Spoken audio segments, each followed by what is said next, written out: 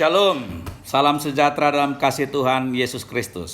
Senang menemui Anda dan saya percaya Anda masih enjoy di rumah ya, stay at home. Nah, siang hari ini saya sedikit akan berbicara tentang teologi ya kan. Nah, akhir-akhir ini dengan panggung sosial media sudah campur aduk antara katakanlah teolog amatiran ya dan teolog profesional ya, teolog kaum awam ya.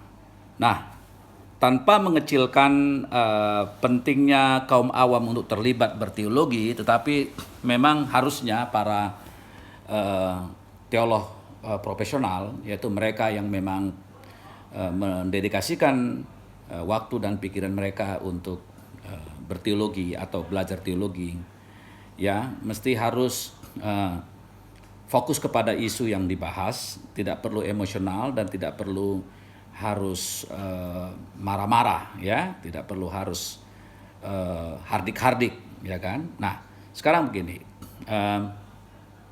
saya hanya ingin mengatakan bahwa seseorang yang belajar teologi harus terus-menerus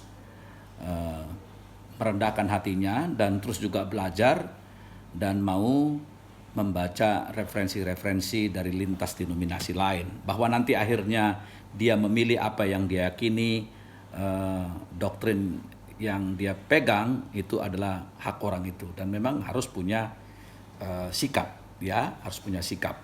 Dan kalau kita melihat bahwa perdebatan-perdebatan doktrinal itu bukan hal baru ya, sejak dulu sudah terjadi. Itu sebabnya mengapa begitu banyak denominasi, ada Baptis, ada Metodis, ada Mennonite, ada Katolik, ada Pentakosta, ada Reform, ada apalagi ya, Anglican dan yang lain-lain. Dan mereka semua punya kelompok-kelompok sarjana-sarjana yang hebat-hebat, dan mereka semua memiliki buku-buku teologi sistematika yang pada aspek-aspek tertentu pastilah ada tekanan-tekanan yang berbeda. Tapi saya tidak pernah memperhatikan gereja sepanjang abad ya, yang sampai mempunyai teologi sistematika yang begitu ekstrim mengutuki Tuhan Allah, mengajarkan doktrin yang begitu fatal terhadap kesepakatan fundamental dari kekristenan ya. Paling ya saya tidak berbicara tentang katakanlah aliran-aliran di luar dari kekristenan yang utama ya. Saya tidak bicara soal Mormon, saya tidak bicara soal Saksi Yehova ya. Saya kira saya berbicara tentang denominasi-denominasi yang sudah terbukti ya di dalam kurun waktu sejarah mereka melayani, menghidupi teologi itu, dan mereka menulis buku-buku teologi. Dan ketika ada seseorang menulis buku teologi sistematik pun mungkin dalam ulasannya bisa saja dia mengatakan bahwa di aspek ini ya kita tidak setuju pandangan yang mengatakan bla bla bla dari denominasi lain misalnya. Itu biasa saja ya kan, buku dijawab dengan buku, pandangan dijawab dengan pandangan ya. Argumentasinya masing-masing ada di buku-buku teologi sistematik itu, karena sejatinya seorang ahli teologi yang memang mendedikasikan dirinya untuk menulis doktrin itu adalah orang-orang yang memang ya mendapatkan sumbangan dari teologi Alkitabiah, plus juga adalah konteks kehidupan orang percaya masa kini, dan juga plus juga pengalamannya bersama dengan Tuhan. Walaupun sisi pengalaman ini beda-beda ya. Kalau orang Pentakosta itu pengalaman itu penting ya, di samping juga Alkitab itu penting, walaupun harusnya sejatinya pengalaman itu harus tunduk kepada apa yang disebut dengan discernment atau pengujian. Tetapi protokol pengujian pengalaman itu berbeda dari apa yang dipersyaratkan oleh orang Reform misalnya, karena orang Reform itu karena ada beban sola scriptura itu membuat pengalaman itu tidak terlalu penting, itu bagian yang paling belakang itu ya kan.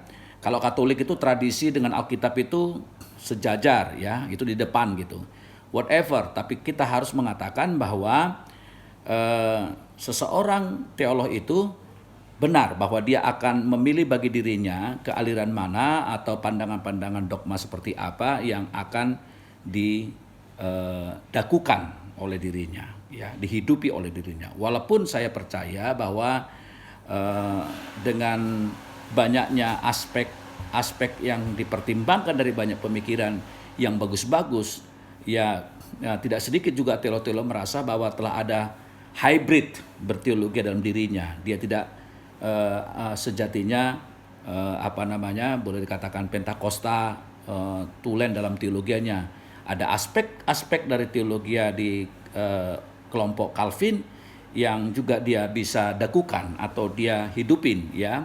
Di aspek yang lain lagi ada lagi dari aliran yang mana, ya. Itu adalah suatu keniscayaan sebenarnya dalam berteologi, ya. Satu kali saya bertanya kepada seorang pemikir teologi yang terkemuka di dunia, seorang ahli biblika yang menulis begitu banyak buku-buku yang luar biasa, bernama Craig Keener, ya. Saya tanya kepada dia, kira-kira kamu ini kalau mendeskripsikan dirimu itu sebenarnya aliran apa, ya. Saya lupa persis dia memberi singkatan itu apa gitu, ya, tapi itu adalah singkatan dari Metodis, Baptis, Pentakostal gitu. Apa singkatannya saya lupa itu.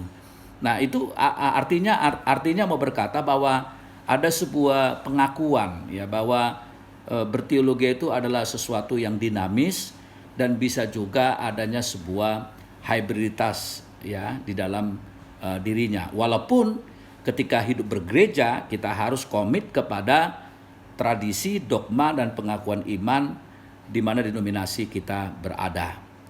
Nah, kemudian saya ingin berkata kepada Anda juga bahwa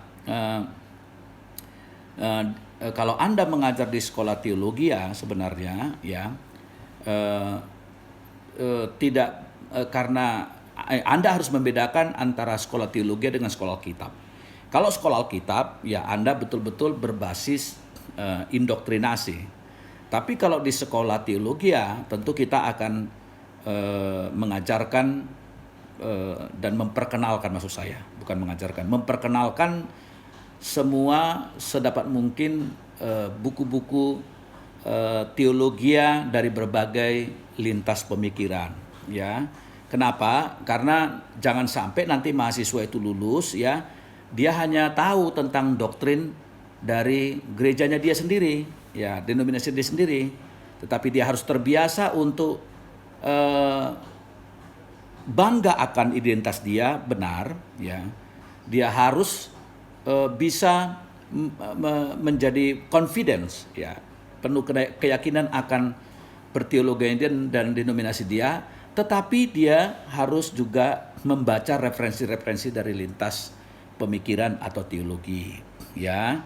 Dengan demikian dia memiliki wawasan yang luas tentang berteologi. Bahwa dia menemukan nanti ada keresahan-keresahan teologis yang ditemukan dari pembacaan-pembacaan referensinya, itu adalah bagian dari intellectual journey, ya, journey atau perjalanan intelektual dia, yang tentu sebagai kalau dia dosen atau dia teolog itu pasti terus itu akan menjadi proses yang normal di dalam dia berpikir dan terus menggali dan mencari, ya. Nah, kesimpulan yang mau saya katakan lewat video ini adalah bahwa seorang teolog yang profesional, ya, memang harus terus-menerus, ya, berusaha untuk menyempurnakan teologianya, terus belajar dengan rendah hati, dan kalau dia ada beban apologetik, ya, silakan saja, ya, silakan saja. Tetapi saya mau berkata bahwa apapun yang kita katakan, bahwa tradisi berteologi dan gereja-gereja yang ada itu sudah sejak dulu berabad-abad terus, ya, menggali dan juga mengembangkan teologi mereka, ya. Oleh karena itu, marilah kita sama-sama saling menghargai, ya. Kalau ada orang-orang yang secara ekstrim, ya, menyatakan apa yang tidak diajarkan oleh Alkitab, Ya, silakan fokus pada problemnya dan coba utarakan argumentasinya yang baik. Ya, Tuhan memberkati kita. Amin.